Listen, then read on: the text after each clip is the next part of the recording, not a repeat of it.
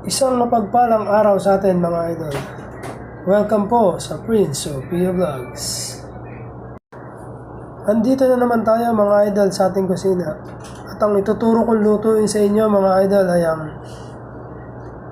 ginataang alimasag na may kalabasa at sitaw. Pero bago yan mga idol ay huwag mong kalimutang i-like ang video na ito. At mag-subscribe ka na rin sa aming channel. At i-hit mo na rin yung notification bell para lagi kang updated sa mga bagong video na aming i-upload.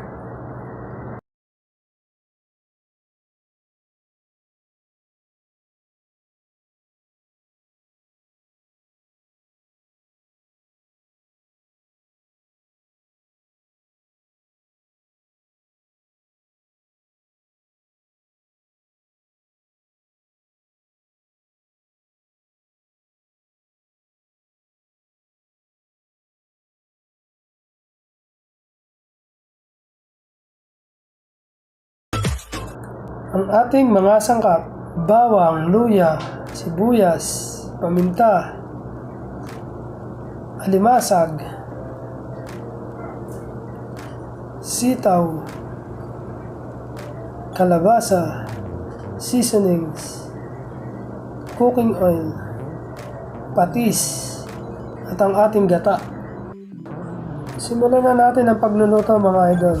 Una ay magpapainit tayo ng kaserola at ilalagyan natin to ng mantika. At kapag medyo mainit na yung mantika natin ay ilalagay na agad natin yung ating luya. Hahaluin lang natin to mga idol at hihintayin natin maluto ang luya natin.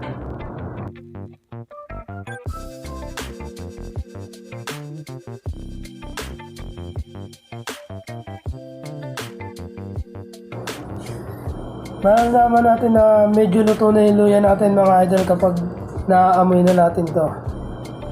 Kapag naamoy na natin yung bango ng luya natin ay susunod na agad natin yung ating bawang. Haluin lang din natin to para hindi manikit sa ating kaserola.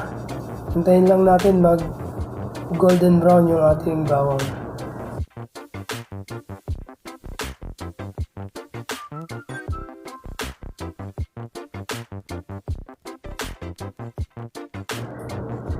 Kapag luto na yung bawang natin mga idol ay isusunod na natin yung ating sibuyas. At haluin lang natin to mga idol hanggang sa maluto yung sibuyas natin.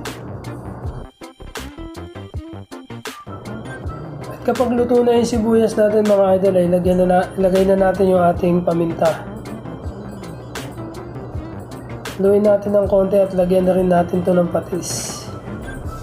Inuna kong lagyan ng patis mga idol para kumapit yung lasa ng patis natin sa ating mga sangkap, lalo na sa ating alimasag. Haluin lang natin ng konti at ilagay na natin yung ating kalabasa. Yan ang una nating ilalagay na gulay mga idol dahil medyo matigas ang kalabasa natin. Haluin lang natin yan mga idol at lulutuin lang natin ng mga 1 minute yung ating kalabasa. Pag nahalo na natin ay takpan natin mga idol para mabilis siyang medyo maluto.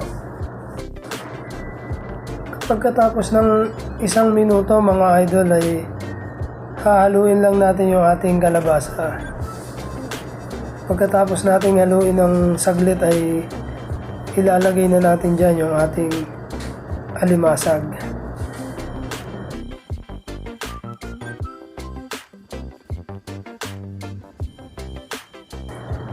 Kapag nailagay na natin lahat ng alimasag mga idol ay hahaluin lang natin ng konti yan. Kaya angat lang natin yung mga kalabasang nasa ilalim para hindi sila masunog. Pagkatapos ay tatakpan natin yan mga idol at hintayin lang natin medyo maluto yung asag natin. At kapag medyo luto na yung alimasag natin mga idol ay ilalagay na natin yung ating gata. Yung gata na yan mga idol na ginamit natin, yan yung nasa lata. Pero kung mayroon kayong mabibili na purong gata ng nyog ay mas maganda, mas malasa yun mga idol kaysa yung nasa lata. Pagkatapos natin lagay yung gata mga idol ay susunod na rin natin yung ating seasonings.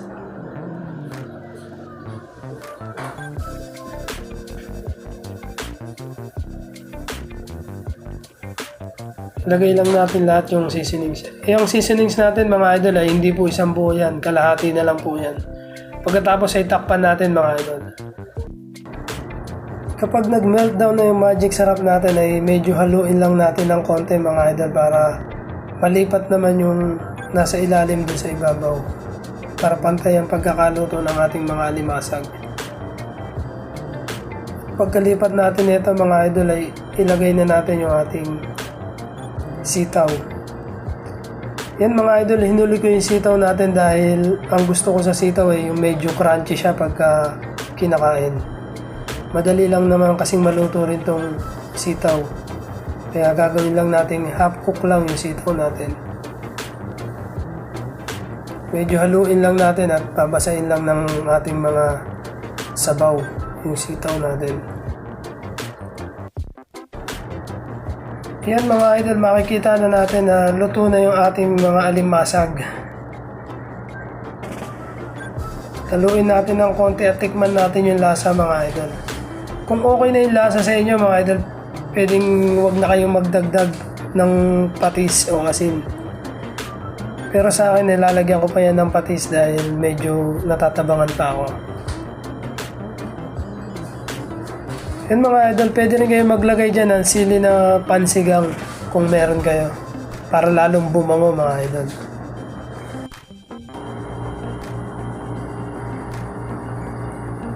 At yan na mga idol, luto na at ready to serve na ang ating ginataang alimasag.